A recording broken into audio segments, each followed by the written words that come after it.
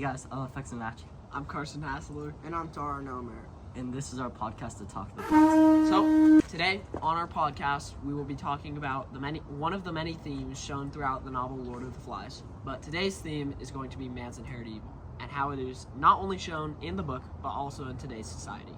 So Golding tries to represent this throughout the book by showing how people have savagery deep down in them when society isn't there and when civilization isn't either.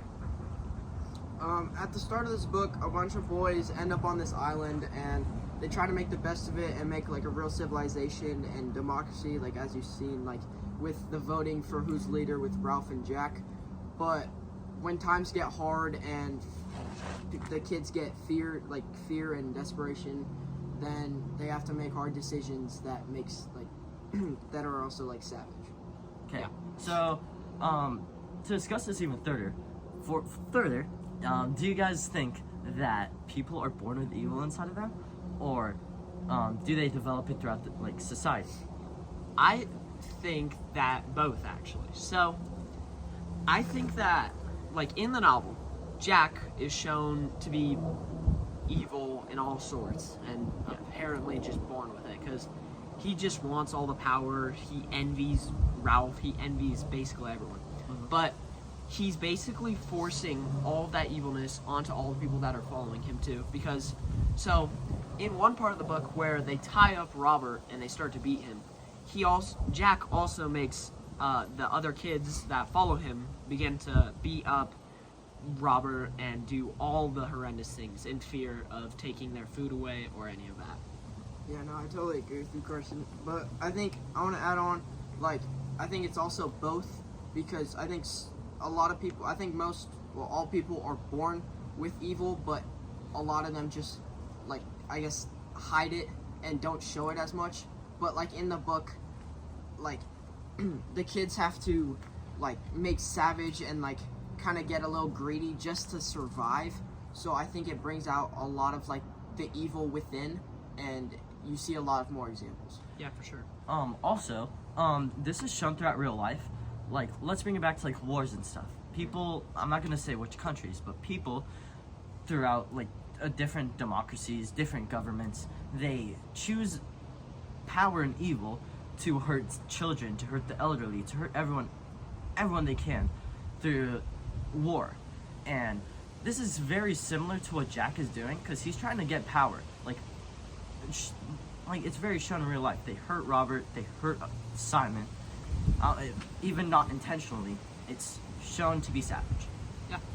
Another question is evil stronger than good, or does it just come out in bad situations? Great question. That's a great question. But I think that it comes out in bad situations a lot of the time. Because, so, in the book, when all the kids are being forced to beat up Robert, again mentioning that, but, so, basically, he is forcing onto the other kids to go through those horrendous acts, to go ahead and basically kill everyone in their way. Even when they were trying to kill Ralph, Jack is just forcing that onto people and putting them in bad situations to where, so if they don't follow Jack, then they will not have their food or their supplies anymore.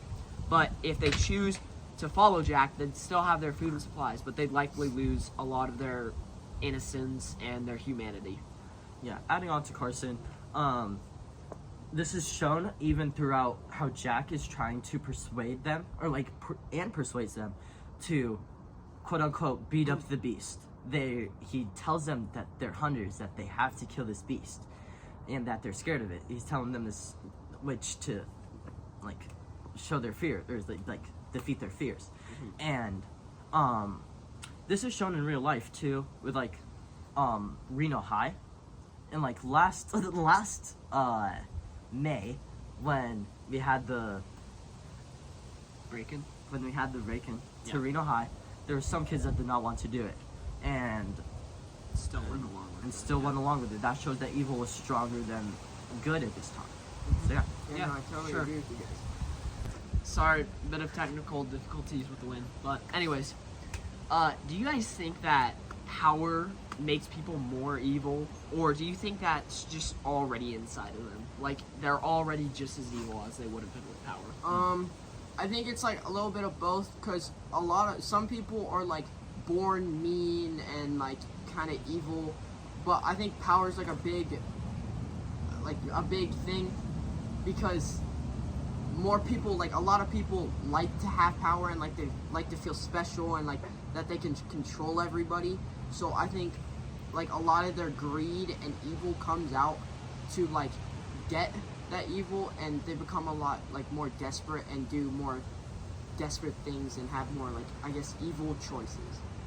Yeah, to add on to Taro, I do agree that power makes people more evil, because I think people are innocent from the beginning, and this is shown in the novel by how Jack and Ralph's feud makes Jack way more savage and more evil, because since Jack is the leader of the youngins and he's used to power and he's used to controlling them, he sees that Ralph is the leader in the beginning of the book, does not like it, turns towards savagery, turns towards man's inherent evilness, and is the cause of the deaths of Piggy and Simon. So this is shown throughout history by someone named Machiavelli, and he was very, very I guess his main focus was to gain power over someone and use evil to control people. And throughout European history, he tried, like, even people like Queen Elizabeth used it, Philip. They used this to gain control over countries and to gain control over people in general. Yeah, for sure.